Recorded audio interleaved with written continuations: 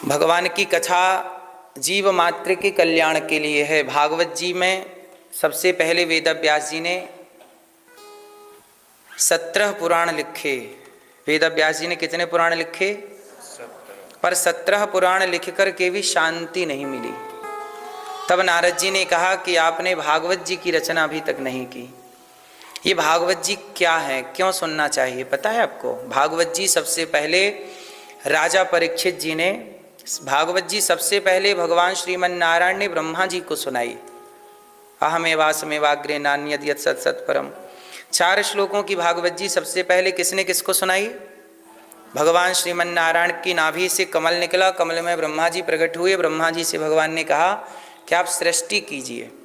तो ब्रह्मा जी ने कहा मैं सृष्टि तो करूंगा पर कभी अहंकार आ जाए, मैं रास्ते से भटक जाऊं तो। तब भगवान ने भागवत जी सुनाई, बोले भागवत जी सुन लो फिर भटकाव नहीं होगा। तो सबसे पहले भगवान श्रीमन नारायण ने किसको किस भागवत सुनाई? ब्रह्मा जी को। फिर ब्रह्मा जी ने अपने पुत्र देवर्षि नारद जी को भागवत सुनाई। फिर नारद जी ने देखा कि व्यास जी उदास हैं, तो व्यास जी को भागवत सुनाई। व्यास जी साक्षात भगवान श्रीमन नारायण के अवतार हैं, 24 अवतारों में एक। चूंकि परंपरा सनातन की परंपरा बनी रहे, गुरु परंपरा बनी रहे, इसलिए इस बात को अमल में लाए कि देवर्षि नारद जी ने वेद व्यास जी को सुनाई। फिर वेद व्यास जी ने भागवत जी 4 श्लोकों से 18,000 श्लोकों की रचना की। क्योंकि 4 श्लोक हम कह के चले जाएं वो तो 4 मिनट में हो जाएगा, उसकी व्याख्या भी समझदार समझ जाएंगे, पर सामान्य जनमानस उस रहस्य को नहीं जान पाएगा। इसलिए उस रहस्य को जनाने के लिए उसका विस्तार किया। तो 4 श्लोकों का विस्तार कितने श्लोकों में हुआ? 18,000 श्लोकों में। और वही भागवत जी वेद व्यास जी ने तैयार की। और जब वेद व्यास जी ने भागवत जी की रचना की तो सबसे वाला बड़ा प्रश्न ये खड़ा हुआ कि भागवत जी तैयार तो हो गई, पर पहला श्रोता किसे बनाए और पहला वक्ता किसे बनाए? अब किसे बनाए, योग्य कौन? तब वेद व्यास जी के पुत्र हैं श्री सुखदेव भगवान, जो जन्म लेते ही चल पड़े थे। यम प्रव्रजंत मनुपेतमपेत कृत्यम द्वैपायनो विरह कातर आजुहाव। सुखदेव भगवान अपनी माँ के गर्भ में लगभग 12 वर्ष रहे। सुखदेव जी की कथा आप सब जानते हैं कि एक बार भगवान शंकर माता पार्वती को लेकर के अमरनाथ गए।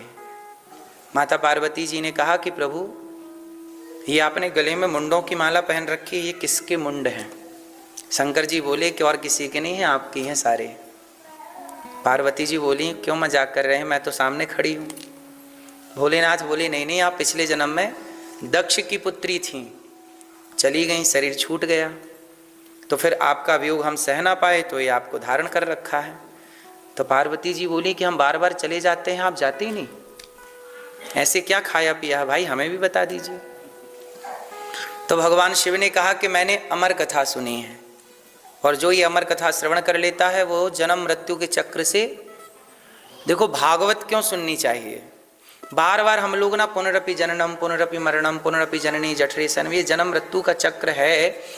हमारे सनातन में मोक्ष की बात कही गई है। किसकी बात कही गई है? और मोक्ष की बात केवल सनातन में है। सब लोग स्वर्ग और नरक की बातें करते हैं। हर मजहब पंथ में आप झांक करके देखिएगा, सब जगह बातें किसकी हैं? केवल स्वर्ग की, जन्नत की बातें हैं, स्वर्ग की, नरक की बातें हैं। लेकिन मोक्ष की बात कहीं है तो केवल सनातन में। और हमारे यहाँ तो हमारे ऋषियों ने मोक्ष भी नहीं चाहा। अर्थ न धर्म न काम रुचि न नाक पृष्ठम न चपारमेष्ठम न सार्वभौमम न रसाधिपत्यम। हमें कुछ नहीं चाहिए। क्या चाहिए वो आगे हम बताएंगे कि क्या चाहिए। तो पार्वती मैया ने कहा कि हमें भागवत हमें सुनाइए कि हम भी अमर हो जाएं। शंकर जी बोले चलो। तो पार्वती जी को लेकर के भोलेनाथ गए अमरनाथ। कहाँ गए? वहाँ पर भगवान शिव ने माता पार्वती जी को कथा सुनाई, पर माता पार्वती जी को निद्रा आ गई। और माता जी वहीं पीछे एक शुक बैठा था, तोता, उन्होंने शिव जी की वाणी को श्रवण कर लिया। और जब श्रवण किया तो कथा पूरी हुई तो माँ पार्वती की नींद भंग हुई। हाँ भोलेनाथ आगे क्या हुआ? शिव जी ने कहा कथा तो पूरी हो गई, आप कहाँ थी? बोले मैं तो सो गई थी। तब भगवान शिव ने देखा कि कथा किसी ने सुन ली, और निकाल कर त्रिशूल क्रोध के मारे शिवजी दौड़े तो वो छोटा सा तोता डर के भागा। तो वह उड़ते उड़ते व्यास जी की पत्नी मासिक धर्म से निवृत्त होकर अपने केसों को सुलझा रही थीं कि उनको जमहाई आई। तो वह तोता मुख के द्वार से गर्भ में प्रवेश कर गया और वेद व्यास जी की पत्नी गर्भवती हो गई। शंकर जी आए, देवी हमारा चोर निकालो, कथा चुरा के भागा है। कौन सी कथा चुरा ली? अमर कथा। बोले जब अमर कथा सुन ही ली तो मरेगा कैसे? शंकर जी चुपचाप चले गए कैलाश। सच्चाई ये थी कि कथा उस तोते को ही सुनवानी थी, पर निमित्त किसे बनाए? पार्वती जी को। अब शंकर जी चले गए कैलाश। वही शुकदेव जी अपने माँ के गर्भ में 12 वर्षों तक रहे। परंतु यहाँ एक ध्यान देने वाली बात यह है कि शुकदेव जी जब माँ के गर्भ में गए तब वह शुक थे, मतलब तोता, पर जब बाहर आए तब तत्राभवद भगवान व्यासपुत्रो। क्या लिखा है? जब बाहर आए तो वो भगवान के रूप थे और दिव्य स्वरूप था। दिव्य मतलब भगवान ही हैं वो, आप ये समझ लीजिए। अब सवाल ये खड़ा हुआ कि गर्भ में गया कौन था? शुक, तोता, और बाहर कौन निकला? भगवत स्वरूप। तो अब सवाल ये खड़ा हुआ कि ये कैसे हुआ?